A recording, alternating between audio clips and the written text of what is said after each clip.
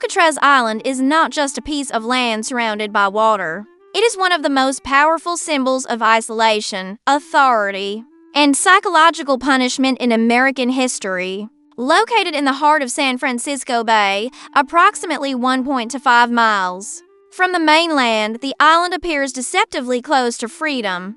On clear days, the city's skyline is perfectly visible, and at night, the lights of San Francisco glow brightly across the dark water. For prisoners, this closeness made Alcatraz even more cruel. Freedom was visible, audible, and yet completely unreachable. The story of Alcatraz began long before it became a prison. In the mid-19th century, during the California Gold Rush, the island was fortified as a military defense point.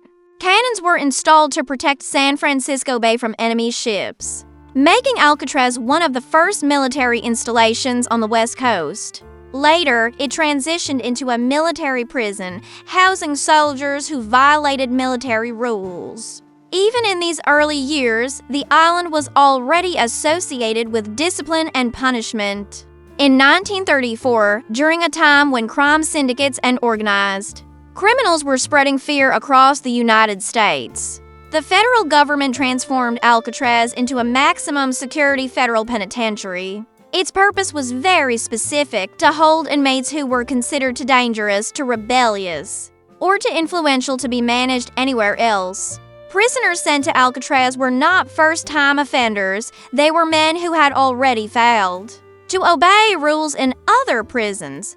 What made Alcatraz truly unique was not just the prison itself, but its natural surroundings. The waters of San Francisco Bay are extremely cold throughout the year, often causing hypothermia within minutes. Powerful and unpredictable currents surround the island, making swimming nearly impossible even for strong swimmers. Contrary to popular belief, sharks were not the real threat. The cold water, exhaustion, and currents were the real killers. Nature itself became the most effective guard. Alcatraz was never designed to rehabilitate prisoners. It was designed to send a message. Being sent to Alcatraz meant the system had lost patience with you. The rules were absolute. Silence, routine, and obedience defined daily life. Individuality slowly disappeared, replaced by numbers, schedules, and steel bars for inmates. Alcatraz represented the end of resistance and the beginning of psychological survival. It was not just a prison, it was a warning to every criminal in America. Break the rules everywhere else, and this is where you end up. Alcatraz Island was not merely a location on a map. It was the final destination for those the system refused to tolerate. Alcatraz did not become infamous because it was the largest prison in America, nor because it housed the greatest number of criminals. Its reputation was built on something far more disturbing: the way it attacked the human mind.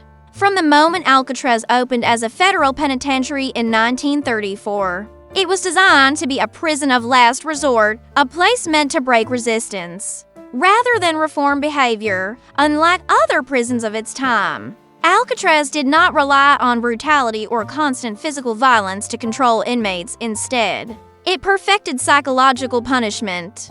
Every aspect of life on the island was carefully structured to remind prisoners of their powerlessness. Strict rules governed even the smallest actions. Talking during certain hours was forbidden. Looking at guards the wrong way could result in punishment. The goal was not chaos, it was absolute control. One of the most powerful tools used by Alcatraz was isolation. Prisoners were removed from society completely, not only physically, but emotionally. Letters were limited, visits were rare, and contact with the outside world was tightly controlled. Over time, inmates began to feel forgotten, as though the world had moved on without them. This sense of abandonment was deeply damaging. What made Alcatraz especially cruel was its location. Prisoners could see San Francisco clearly from their cells on quiet nights.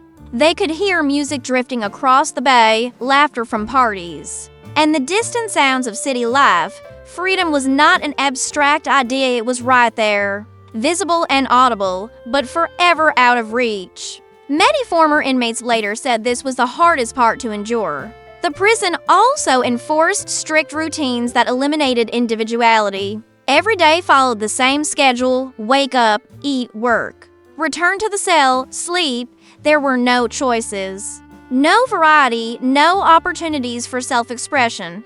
Over time, prisoners stopped thinking in terms of days or weeks and began to exist only within the rhythm of the prison. Punishment at Alcatraz was swift and severe. Rule breakers could be sent to D Block, the prison's solitary confinement unit, where silence and darkness became weapons. The fear of D Block kept most inmates in line, reinforcing the prison's reputation as a place where even the toughest criminals were humbled. Stories from former prisoners spread quickly beyond the island, fueling Alcatraz's legend.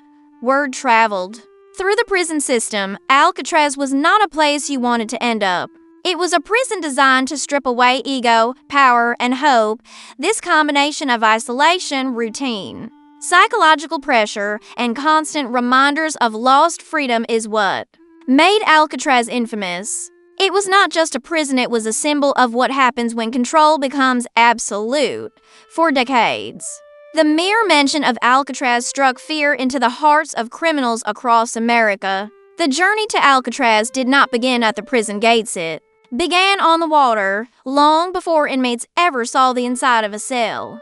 The boat ride across San Francisco Bay served as their first real punishment. This short journey, lasting barely 15 minutes, was designed to leave a lasting psychological impact. It marked the exact moment when freedom slipped away for modern visitors.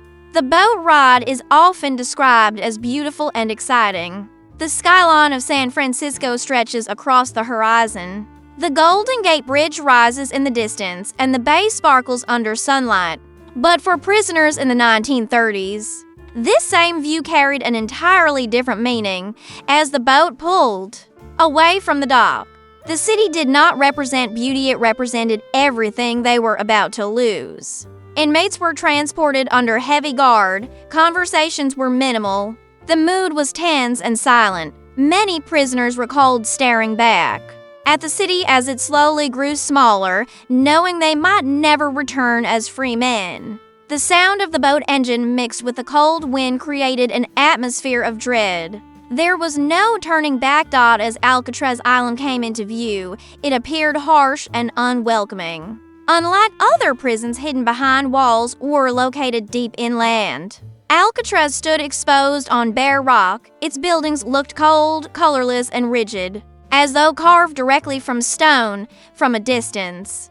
The prison did not look large, but it looked final. The waters surrounding the island played a crucial role in shaping this experience. The bay is known for its freezing temperatures and strong currents, which shift direction throughout the day. Prisoners were well aware of these dangers.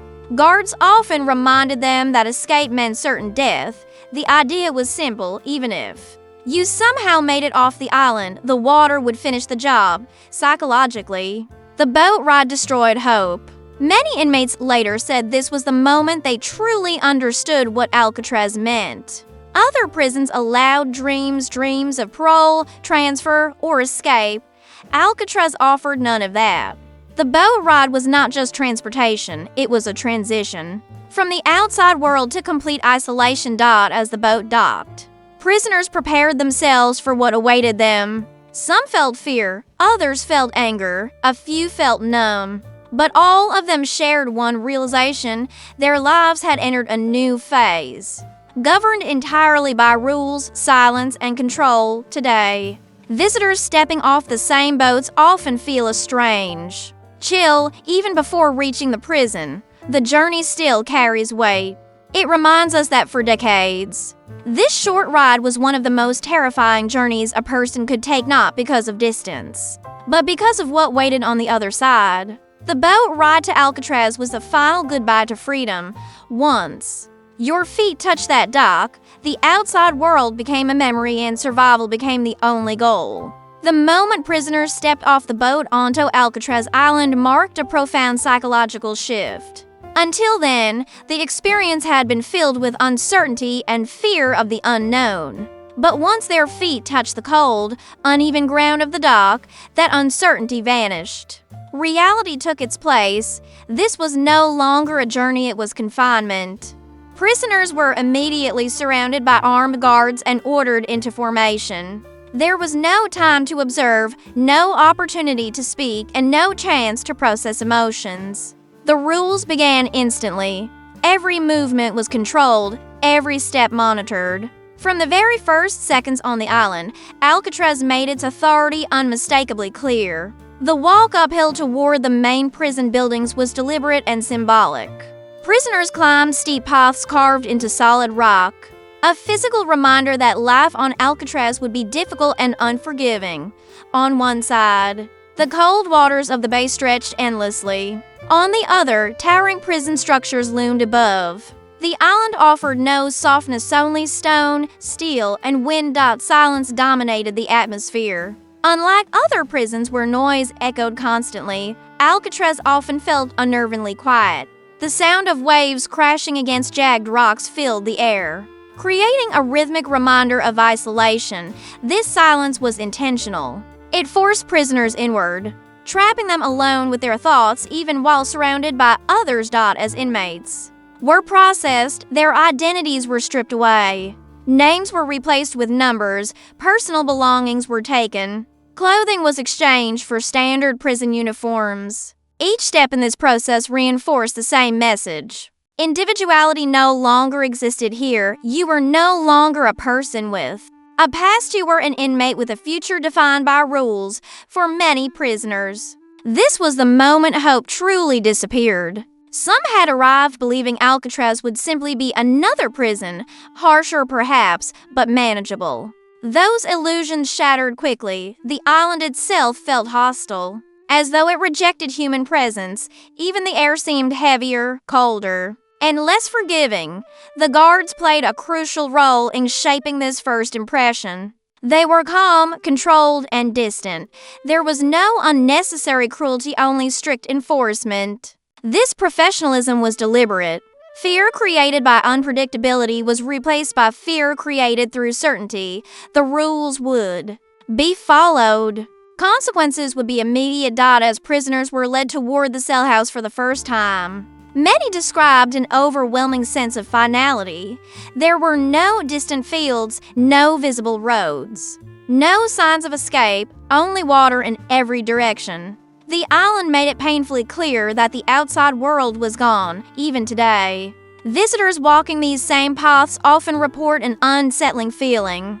Despite the beauty of the surrounding bay, there is a heaviness that lingers. It is the weight of thousands of first steps taken by men who knew, in that moment, that their lives had changed forever. The first steps on Alcatraz Island were not just physical steps. They were the crossing of an invisible line. Once crossed, there was no return to who you once were. Alcatraz had claimed you.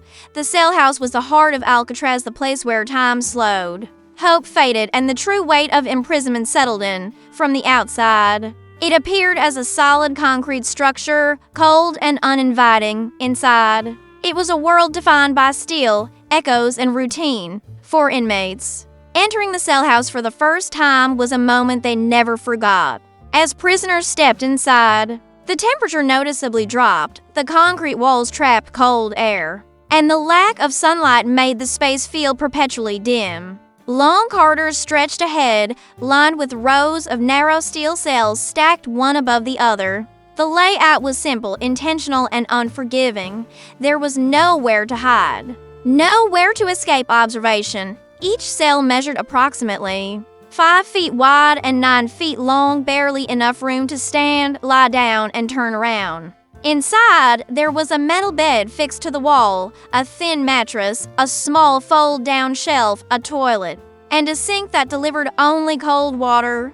Hot water was never provided inside the cells, a deliberate choice to prevent inmates from attempting to soften metal bars or tools. Privacy did not exist. The bars faced directly into the corridor, allowing guards to see into every cell at all times. Prisoners could hear everything: the footsteps of guards, the distant clanging of doors, The murmurs of other inmates, sound traveled easily through the cell house, creating an environment where silence and noise were equally oppressive. The sound of the cell doors became one of the most haunting aspects of life inside Alcatraz. When guards locked the doors, the metallic crash echoed through the entire building. Former inmates often said this sound stayed with them long after their release. It was a daily reminder that freedom was sealed shut behind steel dot at night. The cell house transformed into something even more unsettling. Lights dimmed, conversation stopped, and the building fell into an unnatural quiet. In this silence, prisoners were left alone with their thoughts. Many later admitted that nighttime was the hardest part of the day. Memories, regrets, and fears surfaced when there was nothing to distract the mind, despite its harshness. The cell house was also where inmates learned to survive. Some developed routines to maintain sanity, counting steps, organizing belongings, or memorizing sounds. Small habits became lifelines in an environment designed to erase individuality. The cell house was not just a structure, it was a psychological instrument. Every detail, from the size of the cells to the constant visibility, reinforced the same message: you were always being watched and you were never alone. Yet deeply isolated, even today, visitors walking through the cell house often report a sense of unease. The air feels heavy, as though it carries the memories of those who lived there. The narrow cells, rusted bars, and echoing halls stand as silent witnesses to decades of confinement inside the cell house. Alcatraz revealed its true purpose. It was not designed to punish the body, it was designed to control the mind. For the men who lived there, each day behind those bars was a test of endurance, patience, and mental survival. Life on Alcatraz was built around one central principle: absolute routine. From the moment inmates woke up to the moment they were locked back into their cells at night, every minute of the day was controlled. This strict structure was not accidental. It was designed to remove choice, weaken individuality, and condition prisoners into obedience. Over time, days blended together and life became a cycle measured not by calendars, but by bells and commands. Prisoners typically woke early to the sound of guards moving through the cell house.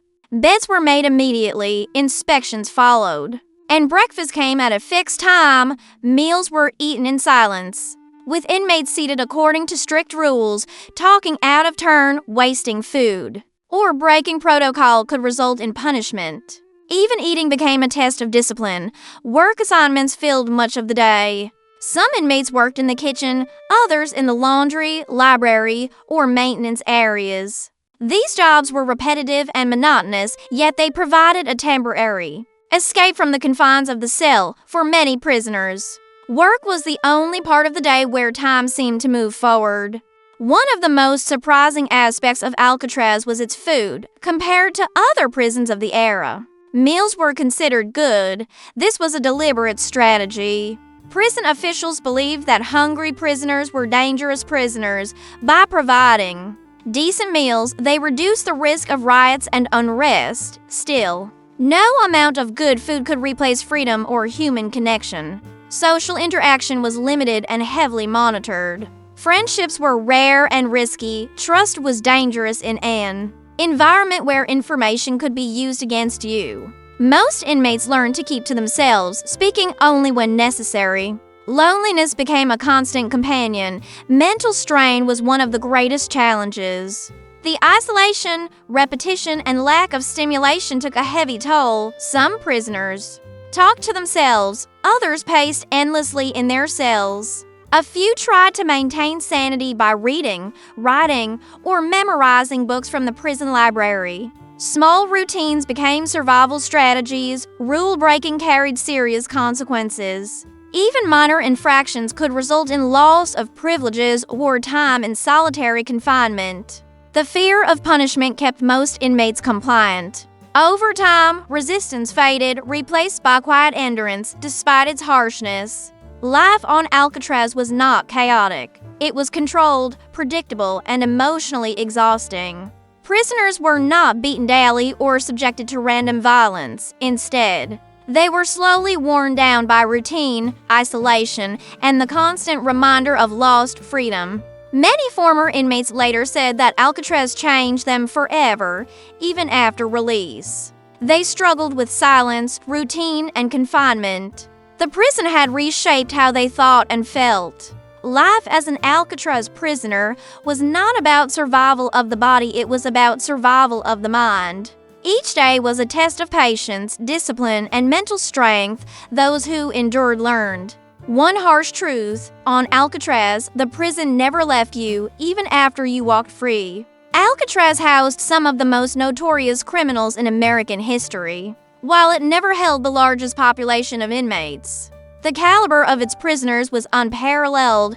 Men who had commanded gangs, evaded law enforcement, and terrorized entire communities were reduced to mere numbers behind bars. Here, reputation counted for nothing inside Alcatraz. Every prisoner was equal in confinement and powerless under the law. Among the most famous inmates was Al Capone, the infamous Chicago mob boss. Once feared and influential, Capone arrived on Alcatraz in 1934. Inside, he was stripped of his power and forced to live like any other inmate. He spent his days in the cell house, following routines, performing assigned work, and experiencing the monotony of prison life. Capone's presence on the island added to its mystique. But even he could not escape the harsh reality of Alcatraz's control. Another well-known inmate was George Machine Gun Kelly, a gangster involved in kidnappings and violent crimes. Like others, Kelly found that his notoriety carried no weight within the walls of the prison.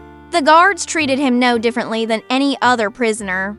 Demonstrating Alcatraz's unwavering principle, all were subject to the same rules. Then there was Robert Stroud, famously known as the Birdman of Alcatraz. Stroud had a long history of violence, but during his time at Alcatraz, he was not allowed to care for birds, as he had in another prison. Even his unique skills and passions were stripped away, reinforcing the prison's goal of erasing identity and controlling behavior. His story emphasizes that Alcatraz did not distinguish between dangerousness and individuality, it suppressed both. The list of notorious inmates extends further. Arthur Doc Barker, a member of the infamous Barker Karpus gang, Alvin Creepy Karpus, a gangster and bank robber, and a host of other men who had defied the law and faced consequences that no ordinary prison could impose. Each arrived with a history of influence and power, but Alcatraz leveled them, demonstrating that no criminal was untouchable. The presence of these figures contributed to the island's legendary status. Newspapers and media often highlighted their imprisonment, building public fascination. Alcatraz became more than a prison, it became a symbol of ultimate authority. A place where even the most feared men were tamed beyond notoriety. These inmates influenced life on the island. Alliances, rivalries, and conflicts formed. Yet the prison system mitigated most risks through strict monitoring. Every action was observed, every movement regulated, and any sign of defiance was met with swift consequences. Famous inmates also reinforced the idea that Alcatraz was a place from which escape was nearly impossible. If men like Capone and Kelly, who had ruled cities and commanded fear, could not break free from its walls, it sent a clear message to all others. Alcatraz was designed to contain, control, and dominate. Even decades after its closure, the stories of these men continue to captivate the public imagination. Their lives inside Alcatraz illustrate the intersection of crime, punishment, and human endurance, highlighting the psychological and social dimensions of the prison's enduring legend. D-Block at Alcatraz was a place feared by every inmate who arrived on the island, often referred to simply as the Hole. D-Block represented the most extreme form of punishment. It was here that the prison exercised its most powerful tool, complete isolation. For men already removed from society, D-Block magnified every psychological challenge, stripping away human contact and leaving prisoners with nothing but their own thoughts. The design of D-Block was purposeful. Each cell was small, dark, and soundproofed as much as possible. The walls were bare, the floor cold, and the air often damp and stale. Lights were dim, and windows were tiny or non-existent, preventing inmates from seeing the sky. Time seemed to slow in this environment, with minutes stretching endlessly into hours and hours into days. The absence of external stimuli was designed to break the mind more effectively than any physical punishment could. Inmates sent to D Block were often there for disciplinary reasons, disobedience, fights, or attempting to manipulate the system. However, some were sent preemptively, based on behavior patterns or perceived threats. The mere possibility of being placed in solitary created a climate of fear throughout the entire prison, keeping the majority of inmates compliant without. The need for constant enforcement. Life in D Block was not just lonely, it was terrifying. Prisoners were confined to a single cell, often for 23 hours a day. Meals were delivered through small slots in the door, minimizing interaction. Physical exercise was limited to brief periods in isolated yards. Guards rarely spoke to inmates, except to deliver orders or warnings. Silence was a weapon used to induce anxiety, introspection, and sometimes despair. Many former prisoners describe the psychological effects of solitary as worse than any physical. Hardship, hallucinations, paranoia, and extreme stress were common. The mind, deprived of routine social contact and sensory input, began to unravel. Prisoners could lose track of days, forget basic tasks, and become emotionally unstable. Some developed coping mechanisms such as counting, mental repetition, or creating imaginary routines. For those in D Block, survival was as much a mental exercise as a physical one. D Block also reinforced the power dynamics of the prison. Guards were always in control, and any attempt to resist could result in extended time or harsher conditions. The strict enforcement of rules and total isolation left no room for negotiation. Here, the prison imposed absolute authority, and inmates quickly learned the consequences of disobedience. The mere existence of D Block served as a deterrent for the rest of the population. It was a constant reminder that rules were to be followed, and any deviation could result in complete isolation. The fear of being sent there shaped inmate behavior, often more effectively than physical punishment. Today, D Block remains one of the most chilling parts of Alcatraz for visitors. Walking through the solitary cells, one can almost sense the heavy weight of silence and despair that once filled these small spaces. It stands as a powerful testament to the psychological strategies used to control men and the mental endurance required to survive the most notorious prison in America. Despite Alcatraz's reputation for being inescapable, numerous prisoners attempted to flee over its 3 decades. As a federal penitentiary, most attempts ended in failure, reinforcing the prison's notoriety and the seemingly insurmountable nature of the island. Strong tides, freezing waters, and constant surveillance created an environment where escape was not just risky, it was almost impossible, yet the human desire for freedom drove some to attempt the unimaginable. Escape attempts range from rudimentary to highly elaborate. Some involved climbing over fences during work hours, while others attempted to use stolen materials to construct rafts. Guards were vigilant, and even minor infractions could lead to severe punishment. In addition to physical barriers, the psychological weight of Alcatraz played a role. Prisoners had been conditioned to obey, and the looming presence of D Block solitary cells acted as a deterrent. The majority of inmates quickly realized that any escape attempt was a gamble, with almost no chance of survival. The most famous escape attempt occurred in June 1962. Involving Frank Morris and brothers John and Clarence Anglin. This meticulously planned operation has fascinated the world for decades. The trio spent months crafting dummy heads from soap, paper, and real hair to place in their beds, fooling guards during nightly inspections. They widened ventilation ducts and used makeshift tools to dig their way to the roof. Using a raft constructed from raincoats, they vanished into the darkness. Leaving behind an enduring mystery, the question of whether they survived remains unanswered. No confirmed evidence of their fate has ever been found. Some reports claim that they drowned in the frigid waters, while others suggest they might have reached the mainland and disappeared.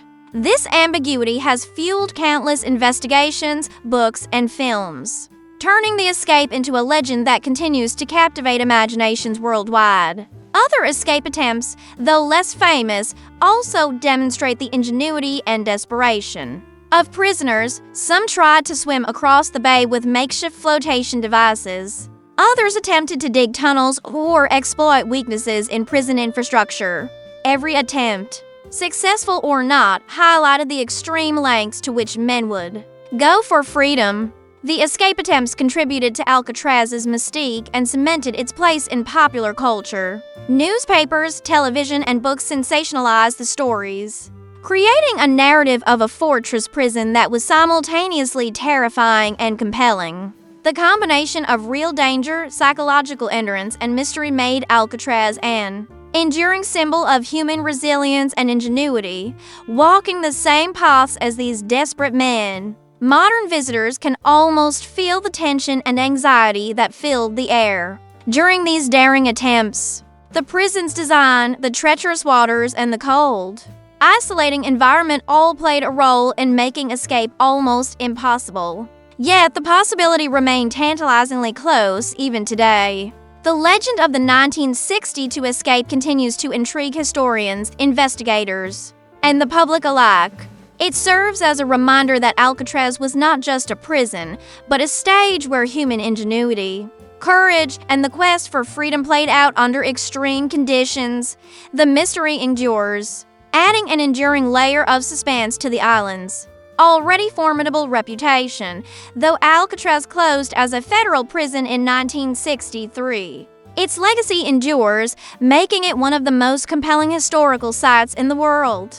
The prison's significance extends far beyond its walls. It stands as a powerful reminder of the human cost of isolation, the psychology of punishment, and the limits of authority. Visiting Alcatraz today is more than a tour. It is an encounter with history, a confrontation with human endurance, and a reflection on society's approach to crime and punishment. Alcatraz's closure was the result of multiple factors, including high operational costs, deteriorating facilities, and changing penal philosophies. However, its story did not end with its doors closing. In the years that followed, the island became a symbol of both punishment and resilience. It captures the imagination of historians, tourists, and filmmakers alike, in part because it embodies the extremes of human control and confinement. The walls, cells, and guard towers remain as silent witnesses to the struggles endured by thousands of men who lived within its boundaries. The prison continues to educate the public about life under extreme conditions. Exhibits, audio tours, and restored cell houses provide insight into the daily routines, psychological stresses, and social dynamics of Alcatraz's population. Visitors gain a deep understanding of the routines that governed inmates' lives, from strict work assignments to the terror of solitary confinement in D Block. These experiences illustrate how the prison's design, environment, and enforcement strategies shape the mental and emotional state of its residents. Alcatraz also serves as a cautionary tale about the balance between security and humanity. While the prison effectively controlled dangerous individuals, it did so at significant psychological cost. Stories of famous inmates, such as Al Capone, George Machine Gun Kelly, and the Anglin brothers, highlight the extremes of authority and the lengths to which individuals will go to reclaim freedom. The narrative of Alcatraz underscores that imprisonment is not only a physical constraint, but also an intense psychological journey. Beyond its history as a penitentiary, Alcatraz has become a cultural icon. It has inspired countless books, documentaries, movies, and television series, ensuring that its lessons reach new generations. The escape attempts, the notorious inmates, and the harsh environment combine to form a narrative that is as compelling as it is instructive. The island's story is a bridge between the past and the present, demonstrating how historical institutions continue to influence contemporary discussions on justice and punishment. Today, Alcatraz is managed as part of the Golden Gate National Recreation Area, attracting over 1 million visitors annually. Walking its pathways, exploring its cells, and observing the surrounding waters allows people to connect with history in a tangible, immersive way. It is a place where the echoes of the past remain palpable, reminding us that freedom, discipline, and human resilience are intertwined in profound ways. In conclusion, Alcatraz matters today because it is more than a prison. It is a historical lesson, a psychological study, and a cultural landmark.